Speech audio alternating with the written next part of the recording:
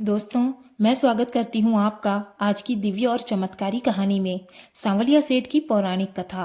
राजस्थान के चित्तौड़गढ़ में स्थित सांवलिया सेठ का मंदिर आज लाखों लोगों की आस्था का केंद्र है।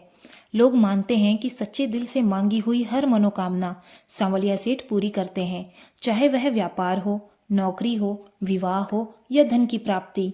आज हम जानेंगे कि सांवलिया सेठ कैसे प्रकट हुए, उनकी मूर्ति जमीन के अंदर से कैसे मिली, कौन कौन से चमत्कार हुए और क्यों उन्हें काले काले सांवलिया सेठ कहा जाता है। तो चलिए शुरू करते हैं इस अद्भुत कहानी को। यह कथा है लगभग 500 वर्ष पहले की। चित्तौड़गढ़ और उदयपुर के बीच एक छोटा सा गांव है, मांडफिया। इस गांव में एक भैरवदास नाम का एक साधु रहता था। भैरवदास शांत स्वभाव का, ईश्वर का भक्त और सच्चा तपस्वी था। उसे अक्सर दिव्य स्वप्न आते थे, लेकिन एक रात कुछ अलग ही हुआ। स्वप्न में भगवान श्री कृष्ण का आदेश मिला। रात के गहराते सन्नाटे में भैरवदास ने स्वप्न में देखा कि एक काला सांवला दिव्य पुरुष उनसे कह रहा है, भैरव, मैं यहीं तुम्हारे पास धरती में छुपा हूँ। समय आ गया है कि दुनिया मुझे देखे। सुबह उठकर मेरा स्थान ढूंढो। भैरव सपना देखकर जग गया।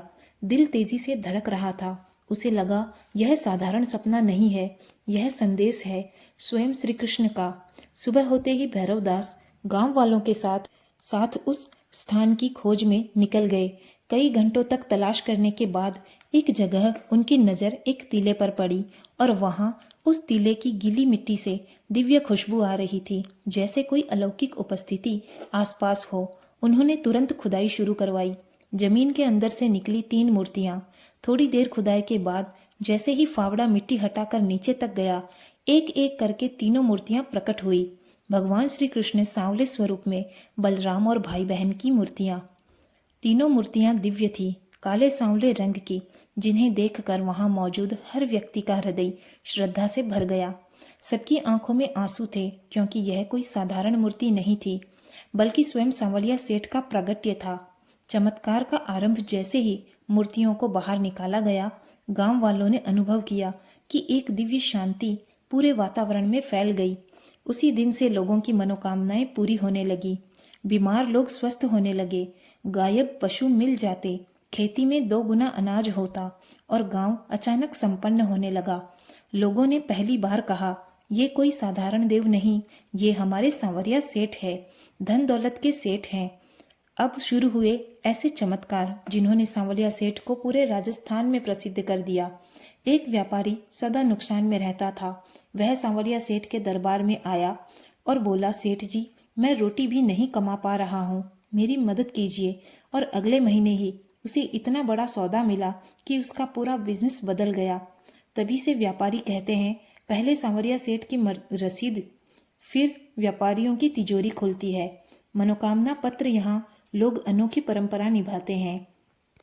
कागज पर अपनी इच्छा लिखकर जमा करते हैं। हजारों पत्र मंदिर में रोज आते हैं। किसी को नौकरी चाहिए, किसी को दुकान चलानी है, किसी के विवाह में रुकावटें आ रही है, किसी पर कर्ज है और लाखों लोग कहते हैं, सेठ जी ने इच्छा पूरी कर दी।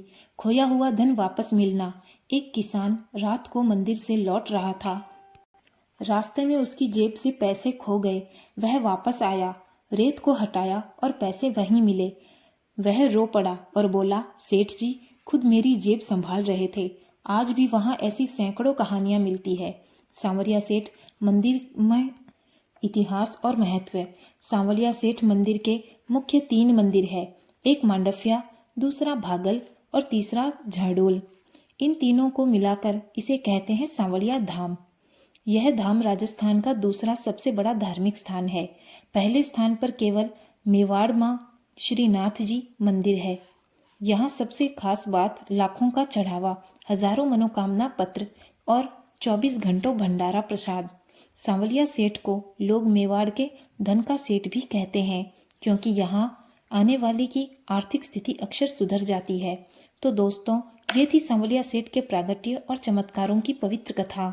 अगर आपके मन में कोई मनोकामना है तो सच्चे दिल से एक बार सांवलिया सेठ को याद कीजिए। कहते हैं कि जो भी सेठ जी पर भरोसा करता है उसे खाली हाथ कभी नहीं लौटना पड़ता।